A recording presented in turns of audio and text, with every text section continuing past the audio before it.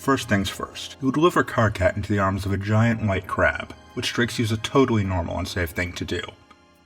You're really beginning to get the hang of this zap situation. For instance, you are now capable of utilizing it without unleashing a lengthy exposition on the values of interpersonal relationships. You can just go. Lucky too, since when you drop Karkat off at his place, he does not look in the mood for philosophy. More for crawling into bed and sleeping for a week. You don't blame him. Dave and John are nice kids, but they do require a high level of buy-in to talk to. Since you have a memory like a steel friendship trap, you recall that there's another possible bro in the area. What had Karkat called that kid he lost his shit at the thought of meeting? Macarena? Macaroni? You zap to Macaroni's house. This time, you aim for the yard and not the broom closet, and find yourself outside a huge sandstone castle at the edge of a dark, sprawling ocean. You'd have said it was abandoned if it wasn't for the lights in the windows. Standing at the tide line is some sort of Halloween decoration. A scarecrow made entirely of sticks and hair and a pair of oversized gray pants. Wait, they probably don't even have Halloween here. It's already spooky enough every day. A nocturnal world can't even fuck with night holidays. The scarecrow throws a rock into the surf, winding up his long, thin arm as a whole production, although the motion is surprisingly fluid. You edge closer, not wanting to alarm him, but needing to move the plot along at a reasonable clip. You clear your throat. The boy scarecrow is the laziest double take you have ever seen. It's like he's on 1/2 speed. Motherfucker, are you lost? That's so little forward. Not that you aren't hip to all the choicest trends that the kids are on. You have absolutely no problem with some teen just swearing at you out of the blue. It's absolutely fine. In fact, you love it. Makara, that's what his name was. You ever look at the ocean? You know, really get your eye stalks going on it. Well, yeah. You're doing that right now, actually. Since the ocean is right in front of you, and it's very hard not to see it, at least out of the corner of your eye. Oh, dang. Felt for sure you were someone's little lost Lucis, on account of you being white all over. Not my old goat for sure. That old bastard's never once showed his ugly skull to share a pie. The tide creeps up the beach, and you take an automatic step back. The water looks normal, and Makara is up to his shins in the surf, but you still don't trust like that. You can teleport, but that doesn't mean you want your toes burned off by alien salt water or whatever the fuck. What about you, stranger? You ever get down on a hot, warm plate of gooey mess? Pie, motherfucker. I got one in the oven. Oh, how silly of you. You love pie. You love it so much more than any weird shit you thought he was talking about. He grins and, oh god, horror opens up a pit in your stomach as his skin cracks. Before you realize that it's makeup, he's got face paint on. You guess kind of like a clown thing going on? It tracks, the big pants, the crazy hair, etc. That's actually kind of fucking weird, but really not as weird as it should be. Like everything since you began this rollicking friendship romp, this new information feels like remembering rather than learning. But right now, all you really care about learning or remembering is that sweet pie the kid mentioned.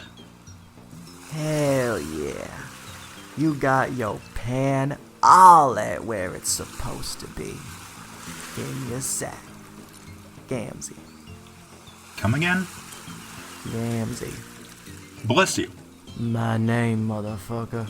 For a second, the kid's vacant stare sharpens. His gray eyes are like looking down a long, empty corridor. But for just the briefest moment, you think you see something working at the end of it. Something angry. And then it's gone. Gamzee brings you inside his hive, which is lopsided and shakes when the wind blows. Whoever designed it definitely got their architecture degree online. It also smells a lot like weed. You take a step into the living room. Oh, Jesus Christ. There are like 40 little honkhorns strewn around on the floor, in a pattern that makes it almost inevitable that you will step on most of them on the way to the couch. You give up after a few seconds of careful hopping, just honk your way across the room. It's a goose party up in here. Oh yeah, brother, make that music. Sometimes it all just gets too much to contain, you know what I'm saying? Gamzee sticks his head around the door to what you assume must be the kitchen. He's got flour on his nose. You thought he said the pie was already in the oven. What's he using flour for? The music builds up, don't it? It's like a miracle. Like a little ball of snot what's all caught up in your suck sphincter. You actually have no idea what he's talking about, and you're pretty sure that's not your fault. A bunch of clattering and banging interrupts your thoughts. Dear God, what is he doing in there? How hard is he baking? Then you realize it isn't coming from the kitchen. It's coming from a different door. A closet door. What even is that? Oh, fuck. It's you and Karkat. You must have time traveled without even meaning to when you zapped here. Damn it, you thought you were getting the hang of this. But how do you respond to this absolutely unforeseen turn of events? Open the door. You spring up to answer the door because that's what any good guest would do while their host is busy fighting a pie. You honk your way over, making more music on the way. Miracles, or whatever. You wonder what you're going to say when you see yourself. You'll probably be pretty surprised. Up close, the door is sort of warm? Not temperature-wise, more in an existential way. A narrative weight hangs around this door, and when you touch it, tingling heat shoots up your fingers. Man, this door is great. You don't want anything more than to open this door. Shit, you will love this door. Just doors in general, actually. Fucking amazing. You have to open them up and be in one place, and then walk through them and be in another. You twist the handle, or forcibly return to the start screen.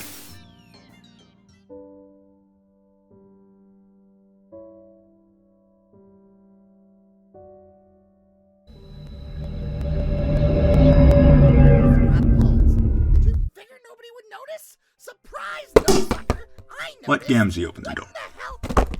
Figuring this is the best way to prevent a paradox, you wait until the racket gets loud enough to alert your host. What's all that? You shrug and open your eyes real wide to show just how innocent you are. This is a total mystery that absolutely needs solving. Hey, hold up, my brother. I'm hearing something in the scrub cubby. Some squeak beast what's all got itself trapped. The noise in the closet breaks off just as Gamzee throws open the door. Yep, same place as before. Either you and Karkat must be shouting at each other back in his hive. Well, he'll be doing most of the shouting. It really is a mess in there. Shit. Damn, little monster skidded off. Yeah, weird. You have no idea where they went, and you're totally sure it was not a friend of his who flipped out at the sheer sound of his voice. That would be ridiculous. No doubt. You're glad you're agreed about that. Oh, and speaking of which, you mentioned that you have a friend in common. Karkat? Small? Shouty? Gamzee cracks into such a wide grin you're surprised his face doesn't turn inside out. Yeah, that there is my best fucking friend. As close as two regulars would slithered out the mother grub's frumpy ass together. We get our rap on. Like, actual rap? Karkat doesn't really strike you as the rapping type. Not so much as you'd notice, but I know he's got that music inside him somewhere. All wrapped up under his skin, just waiting for a real motherfucking brother to rip it out. Aw, that's incredibly romantic, but also the absolutely creepiest shit you have ever heard. Hell yes. An ungodly amount of steam issues from the kitchen, like someone baking in a cartoon. Whatever it is smells amazing, sugary with just a hint of sharpness to it. Did Gamzee ever say what kind of pie he's making? Miracle pie, sister. Miracle pie. Oh, nice. Miracle flavor. Sounds great, and not at all like it might burn the roof of your mouth off. Gamzee emerges from the kitchen, the sweet smell getting stronger as he comes closer. He isn't carrying any plates or forks or whatever, so you guess you're just going to eat with your hands? You look down at your grubby little paws. When was the last time you washed these silly things? You were disgusting. But then you get a look at the pie and realize that germs are really going to be the least of your worries. It's thick and gelatinous and green. Neon green. Poison control green. Like clip art or something toxic. You are absolutely sure that whatever that pie is made of, humans are not meant to eat it. Probably not trolls either. Gamzee sits down next to you, stretching out his long, skinny legs onto the coffee table, knocking over a stack of comics and a couple empty Faygo bottles. Yikes. This does not make you feel better about his ability to make good nutritional choices. Well, ask Gamzee, as politely as you are able, what kind of pie it is. Oh dang, brother. A Nutri-mercenary never gives away his secret ingredient. All you need to know is this is the good shit. You want to see the miracles the way I see them. I know you do. I can hear it in your voice. I can see it in your sea stocks. This is the shit that is gonna put you all the way up over the top. Gamzee gives you that one look. You know the one. When your friend tells you that they got some deliriously dang shit that they're just aching to share with you, that's a real thing that happens. It is absolutely drugs. This is a drug pie. Dare to resist drugs and alcohol. You take a deep breath and prepare to stand up to peer pressure. You tell Gamzee that you think you'll pass on the pie. Wow, for real? Nobody's ever turned down a bite before. Really? How many people has he offered it to? Gamzee grins. Well, motherfucker, you got me there. No fear, brother, no fear. You gotta be all doing what you're feeling. No way I'm about to harsh a brother's flow when it comes to all their personal preferences or whatever. Oh, thank God. He isn't going to think you're uncool for not doing his drug pie.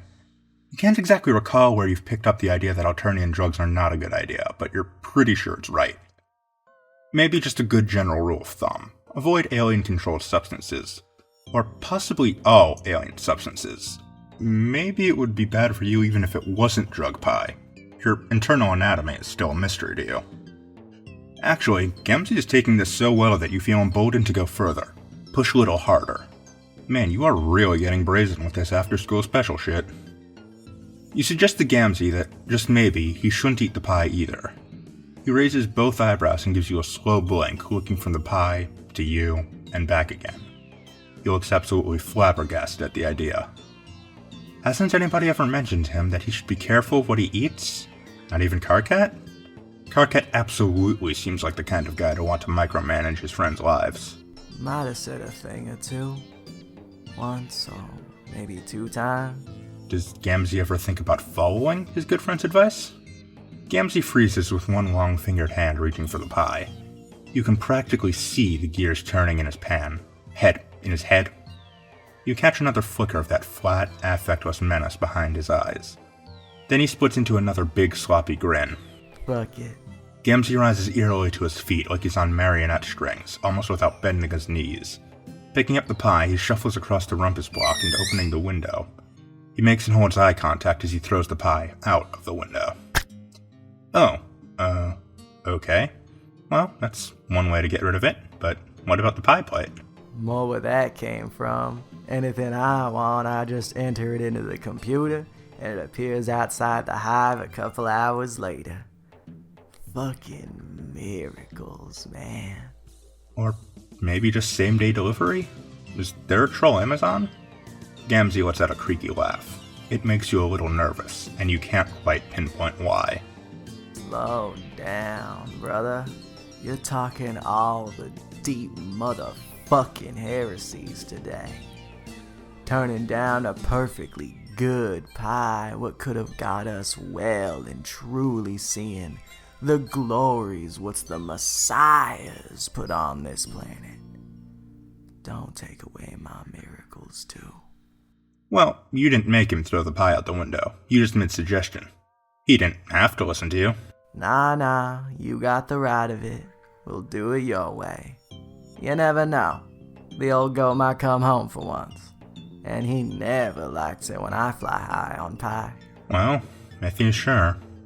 Gamzee looks at you from across the room, silhouetted against the window like a black spot on the moon. And you think you may have made a mistake. You aren't exactly sure why, just something in the back of your head is shouting at you. Maybe you'll check, just to be sure.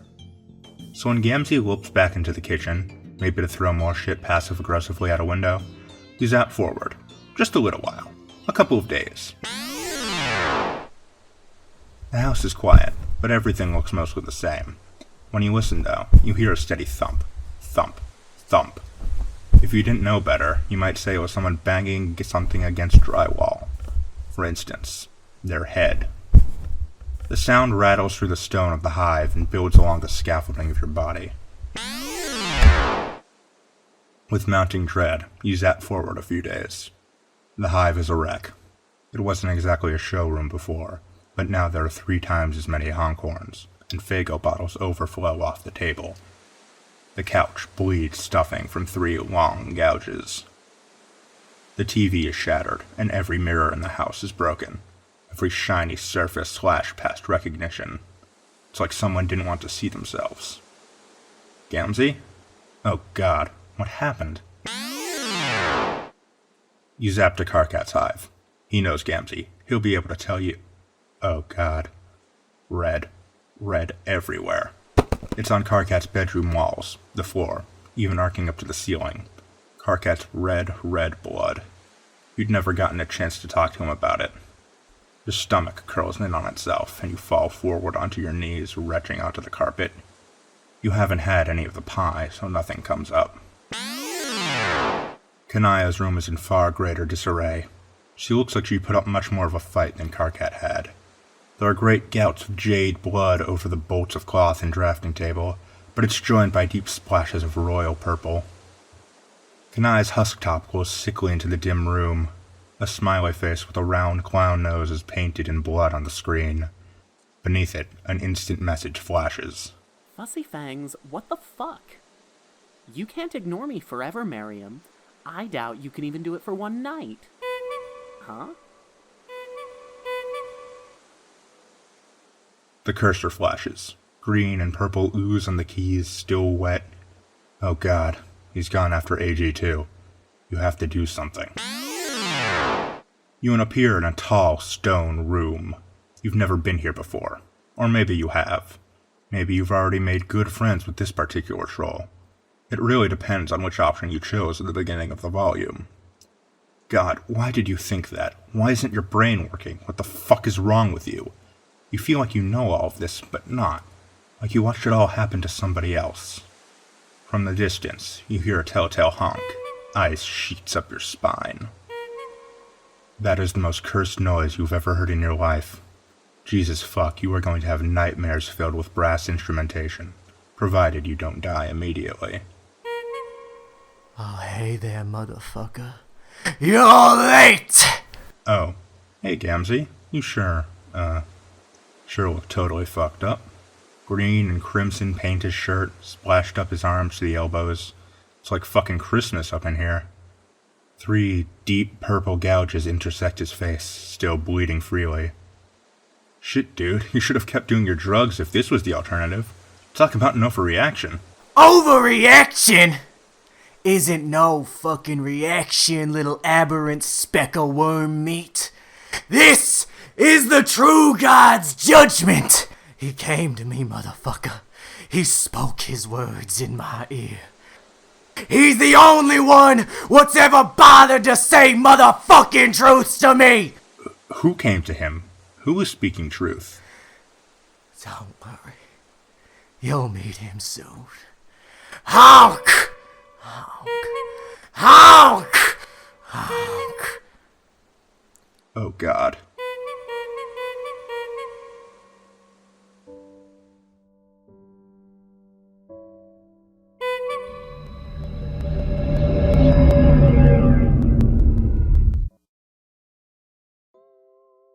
Eat the drug pie. You know what? Fuck it. You're magic. You can do whatever you want. You scoop out a big green glowing glob of poison pie. It's so gooey and thick it almost slides right out of your hand. You manage to get a little bit of it into your mouth. It punches you right in the taste buds, so sweet your teeth ache and without any discernible texture. Just goop that slowly fills your mouth and coats your throat. Wow, this sure is a tactile experience. It doesn't taste bad. Just sort of like you swallowed a big sweet mouthful of Nausea hits you in a wave and every nerve ratchets tight. Yep, this is definitely not meant for whatever kind of creature you are. Your body wants to reject it. You lean over the arm of the couch and prepare to give this volume an additional content warning. But the feeling passes, and not only does it pass, it is accompanied by a rising sweep of euphoria. It shivers up from your stomach and into your brainstem. You let out an unintentional sigh of happiness and settle back down onto the couch. Wow, you feel so great right now. Holy shit, drugs are awesome. You want to do them all the time. No wonder Gamzee was so intent on getting this pie finished. If you were him and you knew the secret to the wonders of the universe, you wouldn't eat anything ever. A long finger taps you on the shoulder. Oh, motherfucker. He offers you the pie plate, and you eagerly dig your fingers in. It's getting all over the couch and your face, but you don't care. You just want more of that perfect, contented feeling. Gamzee watches you with dreamy approval. Somehow, the two of you end up in the supply closet. You aren't really sure why, it just felt like a good idea to go in there. Possibly to investigate whatever it was that was making a bunch of silly noise just a few minutes ago. Oh, you know what that was. It was you. You and Karkat. You guys came to visit Gamzee one time, but Karkat wussed out. He'll try harder next time. Haha, good try, motherfucker. You're not pulling my stem that easy. My nubby little brother hasn't been anywhere near my motherfucking hive. I've tried to get him over here again and again, you know. But he's all got this hate on for face-to-face hangouts. Not like you. You got your motherfucking pan blown right the fuck open. You're like me, my sister. You're wide open to the motherfucking miracles. You tell Gamzee that he's totally right. You are so ready and open to whatever miracle comes along. But no, seriously. If you wanted, the two of you could go visit Karkat right now. He's probably sleeping off his trip to an alien planet, but you could wait. Or just zap forward in time a little bit. That's a thing you can do. Oh, for real? Why didn't you say so then, motherfucker? Zap us on out of here. Sure, right away. Anything you want, best friend. Gamzee gives you another one of those wide, messy grins, like he can't contain his joy at the thought of being someone's best friend. You totally sympathize. You can't actually remember how to use your magic powers right now. You think it's possible you're a little too high. You don't even remember how you came to be lying on this filthy closet floor and looking up at the filthy closet ceiling. Shouldn't you try to keep the place with your cleaning supplies a little, cleaner? No worries, my brother. There isn't any rush. I got my certainty on that one day we're all gonna get together in one big horn pile. My boy Karkat, T-Dog, Equius, that nasty cerulean bitch what's always mad as hell. Everybody. We'll all climb up to the clouds together. You don't know who some of these people are, but that's okay. You're confident that they all make amazing friends, and you can't wait to climb up into the sky with them. What do you do once you get up there? We ride the dark carnival all the way to paradise, my brother. The Dark Carnival? That sounds familiar somehow. You feel like you've heard of it before. Oh, I should hope so, motherfucker. Anybody's what's got any kind of head for religious dogma at all's heard of this shit. I knew you were a real one. Oh, yeah, for sure, you are the realist. But imagine you weren't as real as you could be. What would you tell some dumb asshole who had no idea what Gamzee was talking about? The Dark Carnival's where the path leads to, my brother. Back in the old days, the righteous got their blood poured out when their time came. All that purple painting the ringmaster's circle. But nowadays, it's more of like a metaphor and shit. When a motherfucker dies, his soul is all ruptured up from his corpse meat, right? And that soul's gotta all up and go somewhere, don't it? It's not about to just float around untethered. So it rides up to the carnival, where it gets all right and properly judged, to see whether it's been a good bitch or a naughty motherfucker. Anyway, that's how the miracles work. Right. God, that sounds amazing. You really hope Gamzee gets there one day. Something jagged slams up against the haze of drugged contentment. You feel it like a booming knock on the inside of your consciousness. You remember a face. Gamzee's face. No, not quite. It's a face with makeup, but it's younger, kinder, more vulnerable. You remember, this is a friend. You remember you had friends. You remember a clown. With a monumental effort, you force yourself into a sitting position. Gamzee is still splayed out on the floor, totally gone. You have to figure this out. For a split second, you had it. You shake your head, trying to clear it. You stagger up. Gamzee makes a sleepy noise and rolls onto his side. You stagger back into the living room, feeling your way across the wall until you find an ablution trap. You locate the sink and splash some water on your face, trying to focus enough to concentrate, but not enough to lose this thread. Somehow, you know that if you become too aware of yourself, you are going to completely forget everything again. It's almost like someone wants you to forget all of your friends and your past adventures. You close your eyes and picture that friendly clown face. A name drifts across your mind, almost close enough to snatch. All of the other trips through the narrative have been instantaneous. 1 second you're in a place, and the next you're in another. This time, the air feels warm and gelatinous, like trying to run while waist deep in water. The drug pie could just be fucking with your powers, but you know in the core of you that that isn't right. You're where you aren't supposed to be, and something here knows you're trespassing. Something here is awake, and it sees you. Your body goes through a series of shivers not unlike when you first tasted the pie. Some distant layer of you knows that whatever you are experiencing is wrong, and not meant to be seen by anyone, as if somehow you've gotten a glimpse into the subatomic level. Your vision stretches out in a long, empty corridor, and at the other end is... You slingshot back to Gamzee's hive, hitting the floor with what feels like every inch of your body. God, how can you fall on your ass and your head at the same time? How is that legal? Even worse, you appear to have sobered up much faster than you have any right to. The high is broken like a fever, and you are sweating through your trendy collared shirt. Gamzee has somehow moved himself to the couch while you were doing whatever it was? Trying to throw yourself into part of the narrative you don't have permissions to say? You look significantly less stoned than before, too. Where'd you go at, motherfucker? Oh, you just tried to pop in to visit someone? Someone you thought you remembered from your past. And it went wrong. Somehow you're just getting the image of a T-posing figure, which is absolutely absurd. Damn, that's some deep nonsense right there. Some righteous fucking noise. Yeah, you guess so. Probably just the drugs, though.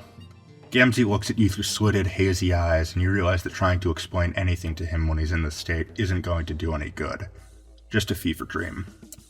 And that's probably exactly what it was. Shit, maybe this is what the kids refer to as a bad trip. Is this what Gamzee does? Just sits in his hive all the time and gets high? Well, that's a perfectly respectable way to deal with a hell place like Alternia, but... God, it makes you sad. All of these kids so far make you so incredibly sad. There, now you want to bum yourself out. You're exhausted. You really aren't above doing the least amount of work for the highest possible reward here. You shrug and tell him that probably what you experienced was a miracle. Gamzee's beatific smile makes it all the better.